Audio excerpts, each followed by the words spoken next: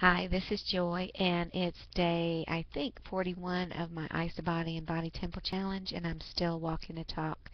I'm just very, very grateful tonight for an opportunity to speak to the Carolina Hauntings, Apparitions, and Poltergeist Society. It's been a while, probably more than a couple of years, since I have done any public speaking, and I was just absolutely thrilled at how easy it was and how comfortable I was and how responsive the group was. And I owe it all to love, to allowing myself to be the love that I am, to shine my true authentic self. And it just simply works. It does. It's magnetic.